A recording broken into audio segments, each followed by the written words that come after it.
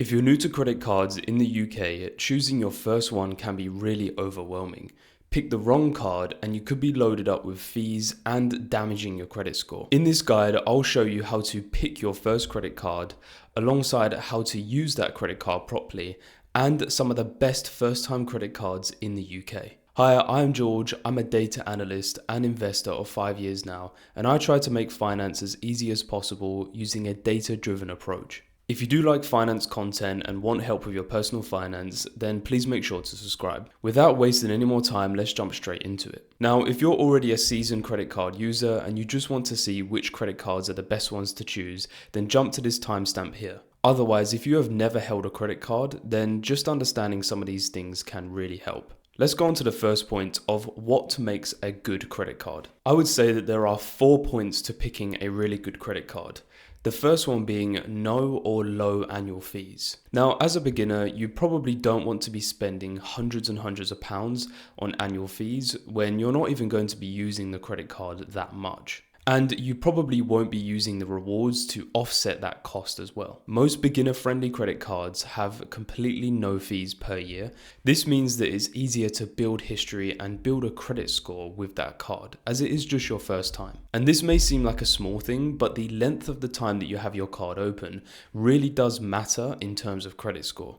If you're being lumped with hundreds of pounds in annual fees, you're probably going to be more likely to close that credit card down and therefore impacting your credit score. The second point is easier acceptance for a limited credit history.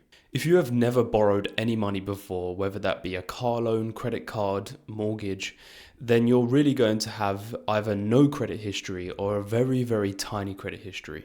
And this means that lenders do not know if you're trustworthy to lend thousands and thousands of pounds to. Starter cards are designed to accept you with no credit history and if you're a student or just starting out in your job. And they'll usually start you on a small credit limit between £200 to £1,200. This is just to make sure that you don't go over that amount and to see if you are actually trustworthy in paying that back over time. And either way, over time, lenders often increase this limit when your job salary goes up and just over the years when you are now more trustworthy to pay that credit card back. The third point is a decent mobile app and some great customer service.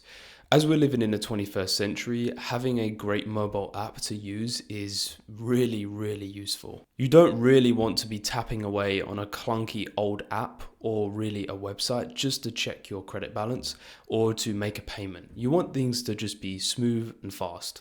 The good apps will show you your real-time spending, how much credit limit you have left. There are still plenty of credit card providers out there that don't even have these basic features.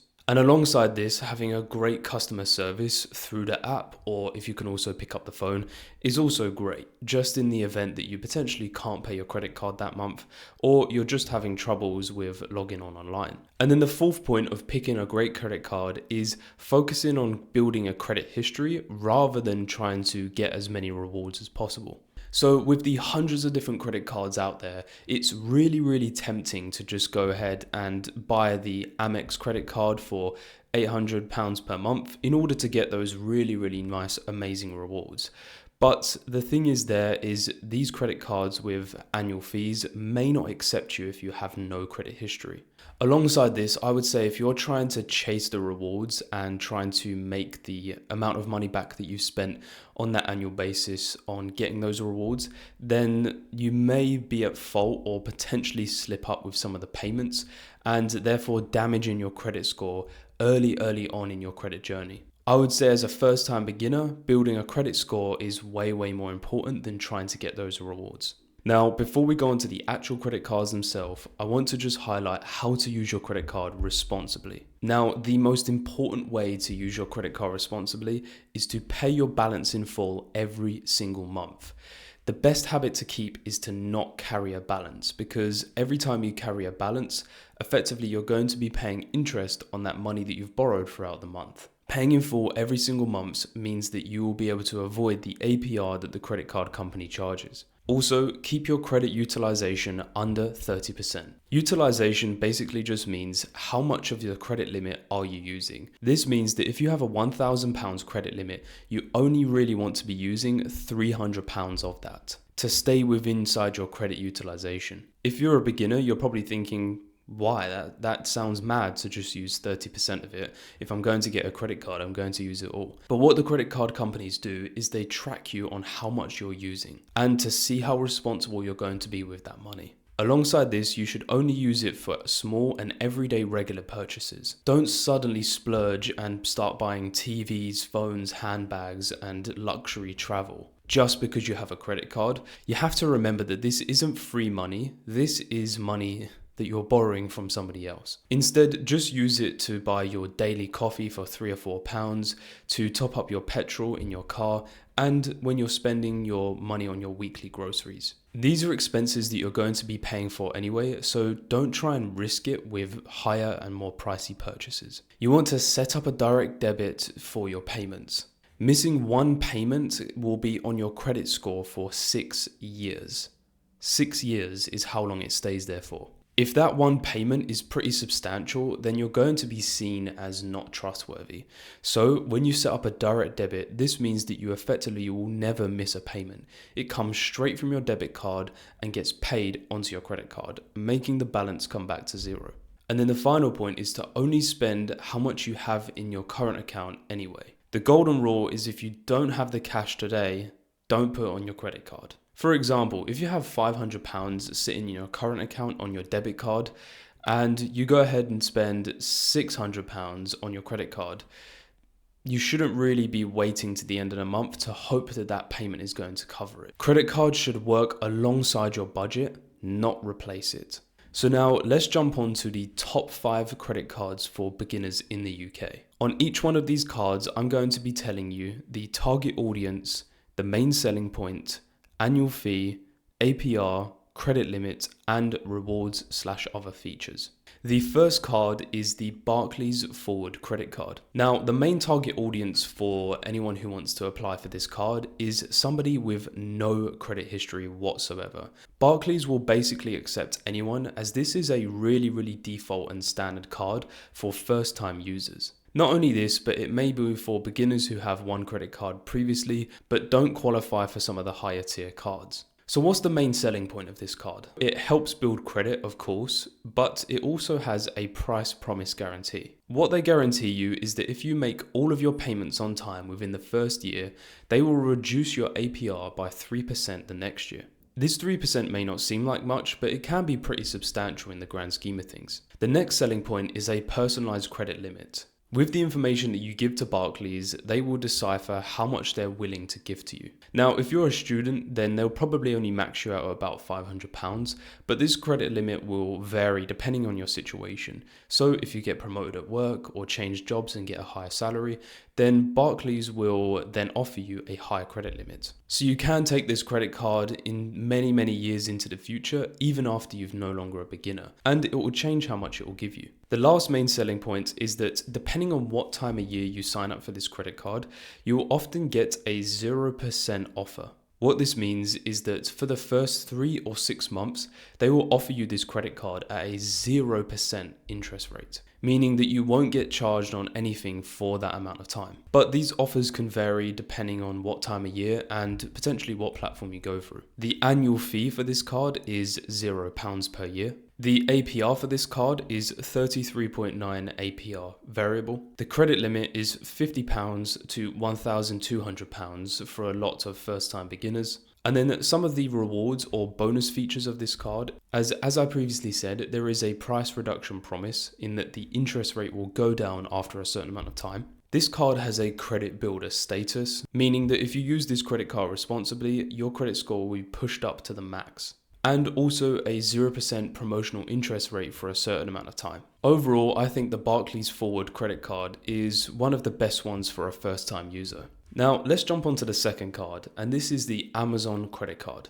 So the target audience for this card is people who regularly spend money on Amazon, as it does have some rewards associated in there. The main selling point is the rewards that you get on Amazon. At the moment, they are offering 1% in rewards on the credit card with any purchases that are made on Amazon itself. And alongside this, it is co-branded with Barclays, so it can integrate into your existing Barclaycard app and is familiar to use. There is currently no annual fee for this card, especially for the basic versions. The APR is quite low at 28.9% variable. And the credit limit is similar to Barclays in that it's between £100 and £1,200. Now, the rewards on this card are pretty unique compared to all of the other cards on this list. The first one, as I said, is there's 1% rewards on Amazon. There is 0.5% reward on everywhere else you shop. There is some Prime member benefits in that you get 2% back in Amazon rewards during events like Prime Day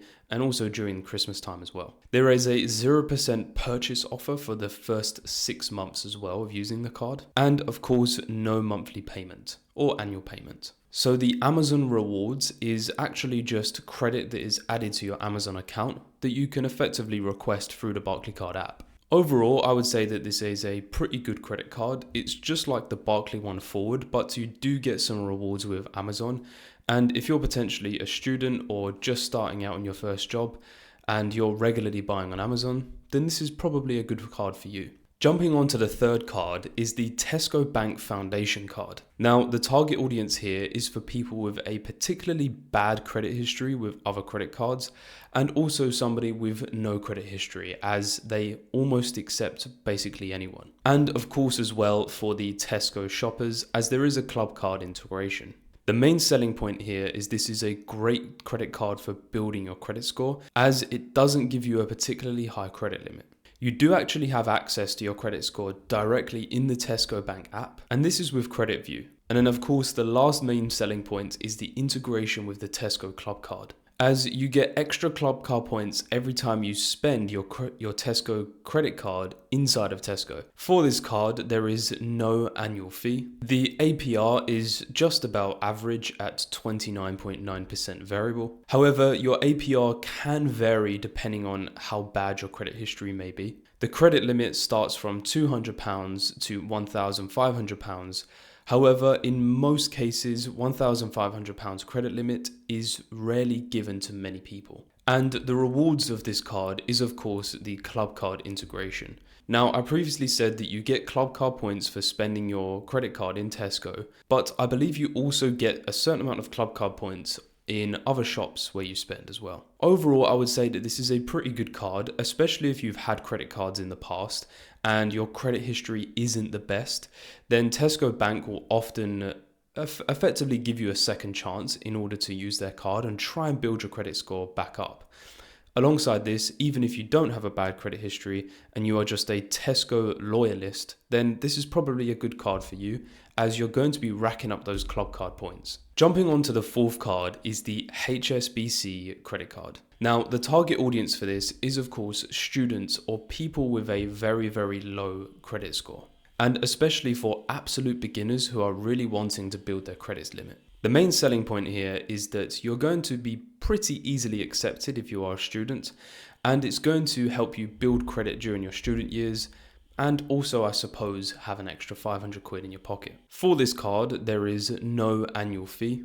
The APR is actually on the very lower end of the spectrum at only 18.9% variable. The credit limit is anywhere between £50 and £500. And I would say that the only other rewards or other features of this card is that it has a really great app for students to use. This brings me over to the fifth and final credit card, and this is the Virgin Money card. Now, the target audience here is definitely for some of the travelers who are using some of the Virgin services, both in the UK and also whilst they're abroad. And alongside this, this actually does offer balance transfer from other credit cards over to theirs. The main selling point is, of course, because it is a Virgin Money card, they are integrated into all of their services. Think of some of the services in the UK like a Virgin Gym, which is the Virgin Active. You're going to get Virgin points for using Virgin Airlines, Virgin Hotels, and all of the other Virgin services. Now, the annual fee depends on the specific Virgin card that you get, but for the very basic one, there is no annual fee. If you do get some of the Virgin Atlantic rewards cards, then there is definitely a higher annual fee, but I'll go into some of the rewards cards in another video. The APR is definitely more varied on this one, depending on your financial situation. It can be anywhere between the 20 to 50% range. This all depends on your credit profile. For the credit limit, this can be varied also depending on your credit profile, but it can start from anywhere between £300 and go up to £3,000. Most of the time, they're going to be granting you probably £800 to £1,200, especially if you are a first-time beginner. Now, some of the rewards on this card is, of course, as I previously said, all of the integration into Virgin products. Interestingly, this card has no foreign transaction fee when spending abroad, but this only applies for some certain big name currencies. And alongside this is the 0% balance transfer. I think that this is one of the main selling points for this card. If you don't know what a balance transfer means, it means if you have previously taken out a credit card and have a limit on that, and maybe the API is too high for you or they're chasing you down with trying to pay it off, you can transfer that money over to your Virgin Money card and continue to pay it with them. And they may offer a lower APR in some circumstances. Overall, I would say that the Virgin Money card is pretty good for beginners, especially if you're a beginner who is traveling a bit more often, maybe 3, 4, 5 times a year. And as well, if you're already making use of the Virgin services like a Virgin Active Gym, then you're going to be getting rewards on that card anyway. But I would say unless you're using those Virgin services, then maybe go ahead for some of the other cards, as the APR on this one is just slightly higher than the rest. Now, some common mistakes for beginners to avoid is not applying for loads of credit cards at a time. You do not want your credit profile to be bombarded with loads and loads of credit applications, as this can detriment it and later make it harder to apply for credit cards in the future. Always pay your credit card on time and in full if you can. And do not use it like free money, use it like a tool instead. If you really did like this video, please make sure to hit the subscribe button and give it a like as well. Give it a dislike if you didn't like it and tell me why in the comments. And also tell me in the comments what was your first credit card. Thanks, and I'll catch you in the next one.